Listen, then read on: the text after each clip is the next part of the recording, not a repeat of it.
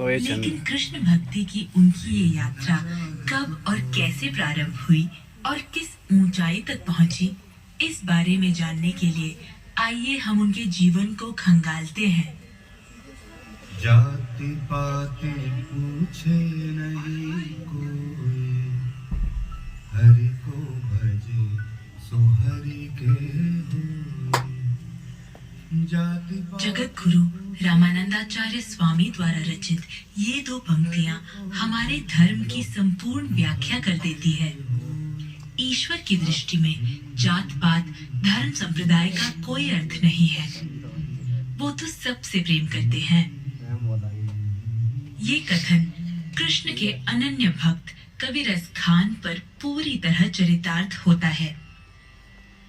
कृष्ण की भक्ति में वो ऐसे डूबे कि हिंदू और मुसलमान के बीच के सारे अंतर भूल गए।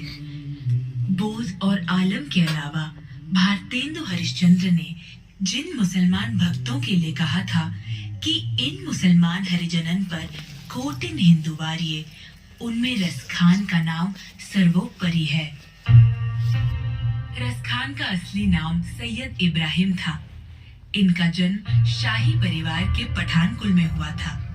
जीवन के सारे सुख संसाधन उपलब्ध थे, किसी बात की कोई कमी नहीं थी। लेकिन सत्ता के संघर्ष में जब दिल्ली शमशान में परिवर्तित होने लगी, तो रसखान का मन विचलित हो उठा।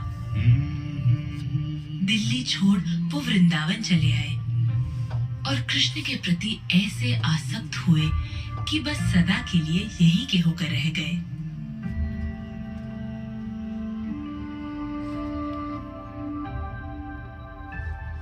रसखान कृष्ण भक्त कैसे बने, इसकी भी कई कहानियां हैं।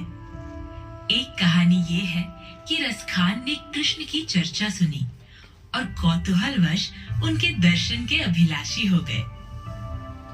एक कहानी ये भी है कि रसखान ने कहीं कृष्ण के चित्र को देखा और देखते ही ऐसे मोहित हुए कि दर्शन पाने स्वतः वृंदावन तक खींचे चले आए।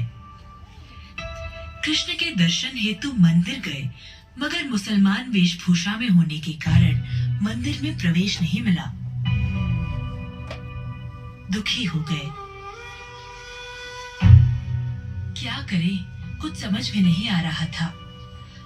आहत होकर गोविंद कुंड के पास बैठ गए। 3 दिनों तक न कुछ खाया न पिया, बस कान्हा का नाम लेते रहे।